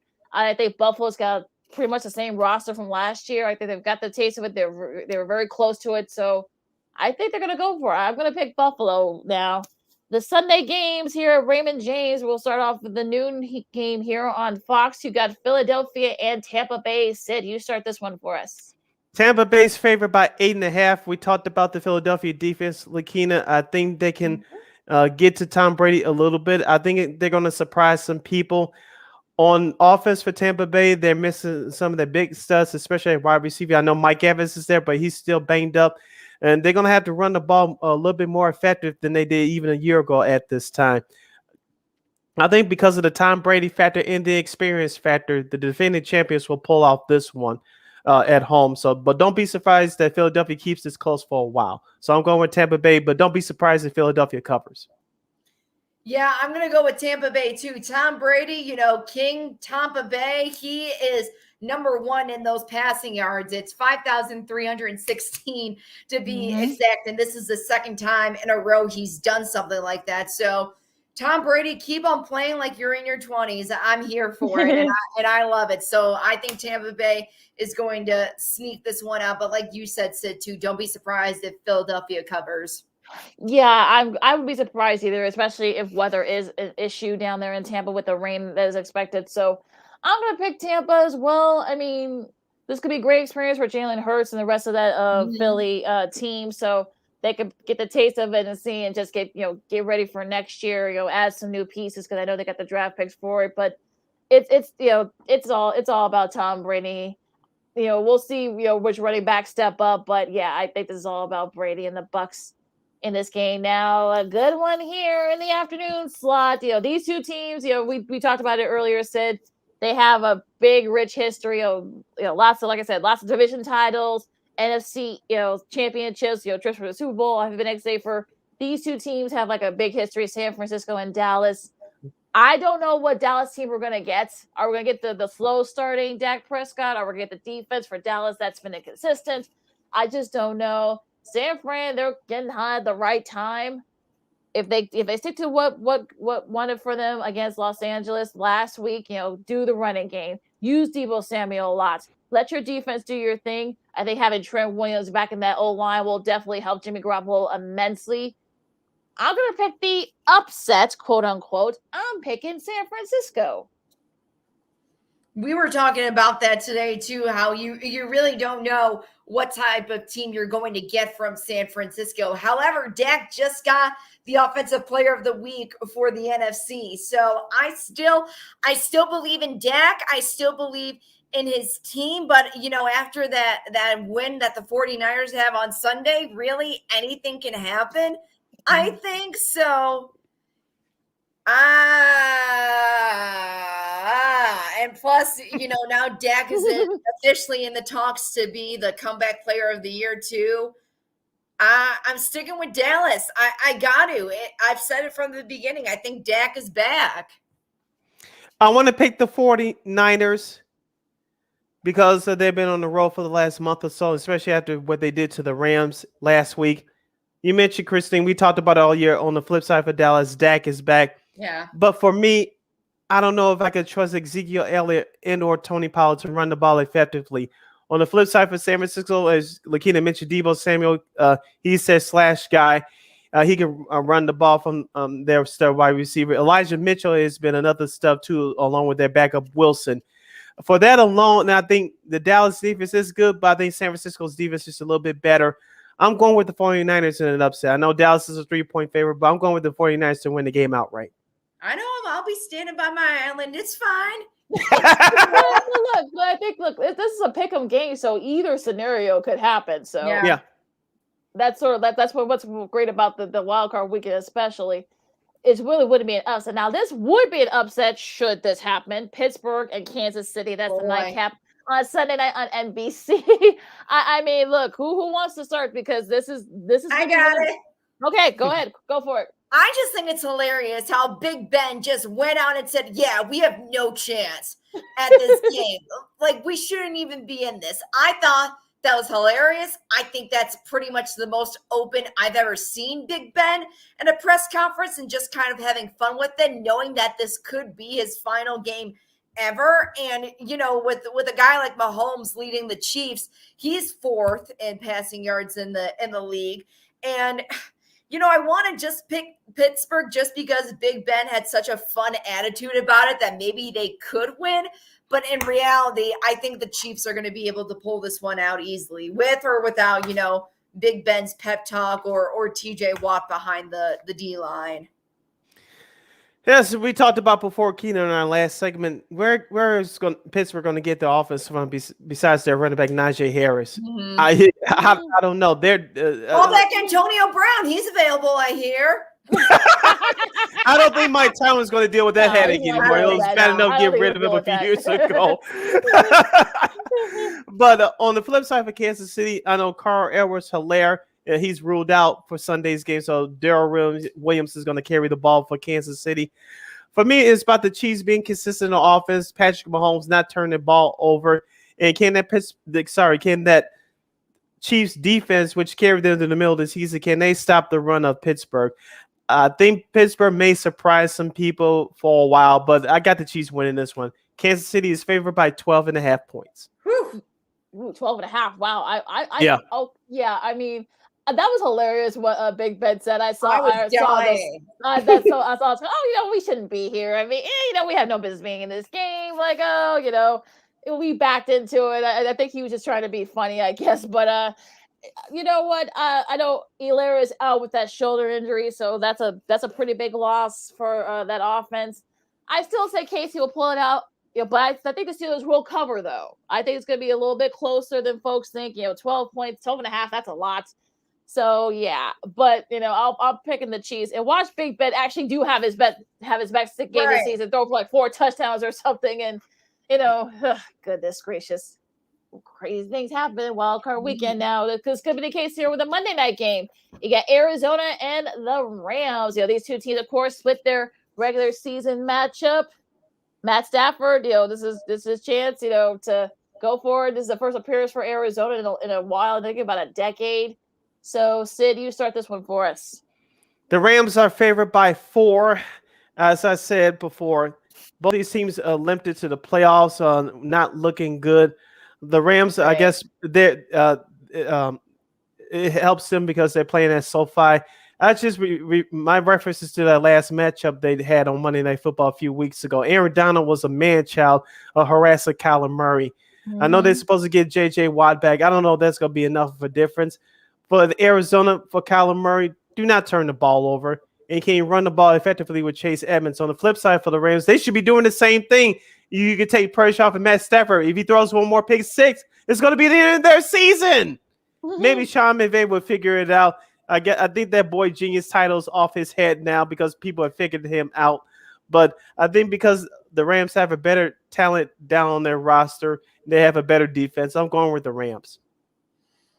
Yeah, this one's going to be it's going to be a crazy game. I believe Stafford, he's had 8 interceptions within the past couple of games, something crazy like that. So you got a great quarterback with Kyler Murray in Arizona, and then you have a good quarterback with Matthew Stafford and the Rams. But, you know, Stafford, he's been known to fall under pressure when it comes to facing against great quarterbacks. Then again, you have a guy like Cooper Kupp on your team for the Rams, and he's just a freaking stud. Like, what is he? Is he officially a Triple Crown guy now? I think he is. Yes, yes, he is. Officially, yes. So I think just with the support that Stafford has on the Rams, it's going to be able to compete against the offensive line for Arizona and the defensive line for them. So not because of Stafford, but because of the supporting people around him, I'm going to say the Rams. Oh gosh, I've been back and forth with this game because I you know, it could go either way. Yeah. Especially if you remember that first meeting, you know, Arizona kind of dominated, And later on this season, the Rams kind of got their revenge, if you will. I'm trying to see if I know DeAndre Hopkins with that knee injury. He's trying to come back, but they're saying that it might be unrealistic. Who knows if that's true or not? But Jesus, I might regret this later. Call me, give me 2 Tylenols and call me in the morning. Oh Lord, help me! You know what? I'll pick Los Angeles. This might be against my better judgment, but I'm gonna pick the Rams just because I think the roster is just a little bit better, and the defense. They both got good defenses, but I think Aaron Donald's gonna probably play like a man possessed. So good luck trying to stop him. So, but watch Kyler Murray get throw for 4 touchdowns, and somebody gets a pick 6 for Arizona. So. I'll pick the Rams. Jeez. Okay. Those are your super wild card weekend picks here on Second City Sports on Sports Zone Chicago, along with Christine Manika from KXRB in South Dakota, and along with also Sydney Brown on Lakeena and McGee. Now, we went through this pretty quick, of course, because either the super wild card case. So, the baseball, they had their first meetings, the players and the owners. There's nothing to report. They're still on strike. I know the players didn't even look at the proposal for the owners. We're about 3 weeks away from spring training, folks. Jeez. What say you guys? Because I think we're at that point where I don't think baseball fans should be worried yet, but if we start missing spring training games, that's a problem. Yeah. At this point, I would say no news is good news, right? It means at least maybe they're trying to work it out, the players and the owners going through the proposals and stuff like that. But I think, as much tension as the owners and the players have with each other, I think you have to take this process one day at a time. If it gets to the point where spring training games are going to be missed, that's when they need to get their act together and figure out a solid deal that everyone can agree upon. I said late January, and I'll stick to that prediction. Yeah. I wouldn't be surprised if 11th hour deal came along. You may miss a day or maybe the first 2 days of spring training, but I think it's going to go right up into the 11th hour, obviously. If people thought that we were going to have news on it yesterday as far as getting a deal done, you're crazy. When has baseball ever gotten a deal done on time? Right. Never. Exactly. Never. Exactly. So it might. Hopefully, we'll get something done before the end of the month. Let's hope. But again, right now, I think, like you said, Christine, the news is good news. How about your thoughts on the national championship game on Monday? And I'm sure you probably got a chance to watch it. Well, what do you think about Georgia winning their first title in over 40 years? I say the Bulldog one. Did you see how cute that thing was? Oh, Ugga's the sweetest. Ugga's the sweetest. And then he was with the little Butler Bulldog, and I'm like, oh my God, this is just so pure in one sense. But no, in all seriousness, Georgia, it's been 40 years for them. Congrats to them. I think what Nick Saban did at the end of the game was extremely classy of him, telling the players, saying, hold on, before you go, these two guys are great. So it just shows that, maybe Saban thought it's good to have someone else take the ring from him once in a while, and it gives him a level of respect for that team as well. You're listening to Second City Sports right here on Sports Zone Chicago. We're live in 11 color. I'm Sid. That's Lakeena. It's Christine in her pulpit in her beautiful Bears hat as we have less than 10 minutes left remaining in the program for today. Christine, let's go to the ice. The Chicago Blackhawks, they're winners of 3 in a row. They had an original 6 matchup beating the Montreal Canadiens last night, 3-2 in overtime, thanks to Philip Khrushchev's third goal of the year. He had the game winner in overtime. But before the game, they honored former Blackhawk and 2-time Stanley Cup champion from 2013-2015, Andrew Shaw, a Canadian. They honored him before the game. It was a beautiful pregame ceremony last night. Christine, what is your favorite moment from the Andrew Shaw career from the Blackhawks? God, I love Andrew Shaw. He was one of my favorites. Shin pads. Seriously, he was one of my favorites on the ice. And I love how, he would stand up for his team and he was willing to get physical, whatever the cost may be. It's a shame that, for whatever reason, I don't know if they released why he ended his career early, but concussions. Concussions, yeah. So it's a shame that, we couldn't see him play longer, but for the career that he's had with the Blackhawks, I think it's amazing, to be that young and to have accomplished so much, to feel comfortable enough to say, all right, if this is going to hurt me in the long run, then I don't want to do it anymore. So that takes a lot. Because if you were still hungry and still looking for something, I guarantee you he probably would have been back on that ice. But it's great to see that he is honored, and that everyone came out and supported him, which is even better.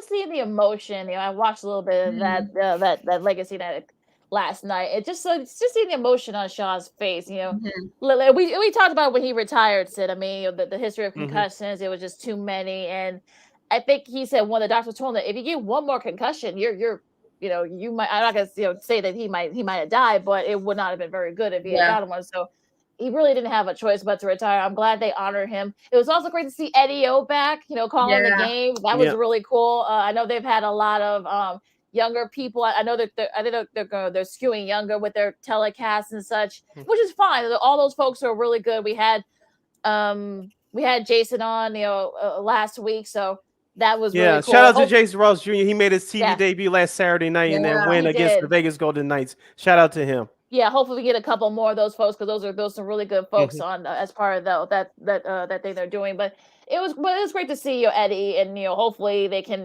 finish strong. And the Hawks have been playing pretty well. They've won 3 in a row. I don't know how the heck they won that game against the Canadiens last night. But Take it and run with it. Take it and run with it. It's not style points. Exactly. It's not about style points. So they won.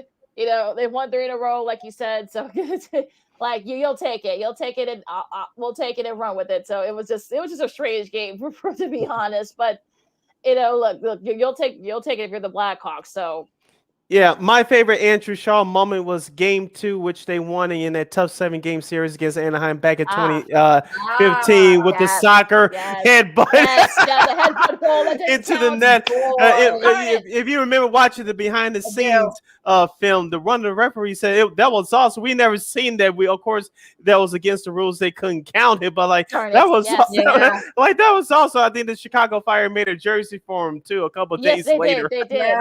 They did. That was hilarious. Yeah, I love it. I remember watching that live. Like, I'd never seen anything like that before. He sold well too. Of course, you had to have replay. Darn it! It didn't count either. That would have been cool if it did count. I mean, that would have been hilarious. Like, oh yeah, and I'm glad he kind of made fun of it afterwards. But the headbutt goal. That's a love that. Yeah, and then of course you had the Game 1 winner against Boston in 2013, and now that was a long ass triple overtime game against Boston. Of course, that series went 6, and of course in Game 6 he got hit in the face with the puck, and he had the blood dripping from his face, including when they hoisted the Stanley Cup on the Boston Bruins ice at the end there. That was awesome. I know that's going to be ingrained in a lot of Blackhawks fans' minds forever. Oof, yeah, just he was still bad. He was still bleeding a little bit too. If you saw him when he got the cup, he was still bleeding from his face. It was sort of like, I don't know how they. Of course, I'm sure they would not have done that now, obviously with COVID and everything. But, right. But anything else that sort of like is on y'all minds sports-wise before we wrap up? We still got a few more minutes left.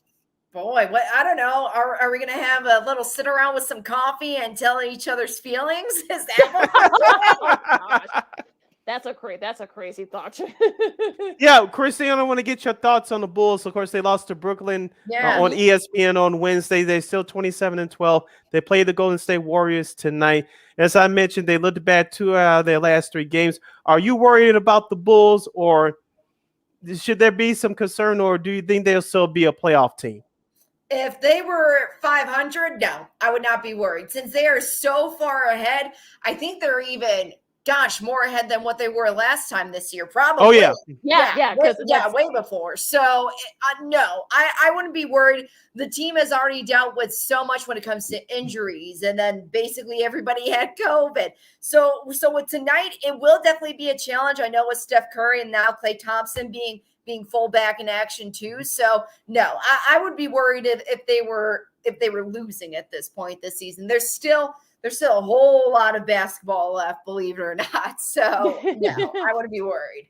Oh yeah, JJ Redick got some flack with some Bulls fans saying that the Bulls were like the 5th best team in the Eastern Conference. I know Bulls Twitter kind of let him have it a little bit, but but that was, but yeah, that's sort of one of those things. But any like sports media news you got for us, Sid? 'Cause I know there was some couple of things that kind of came out like over the last week, I think.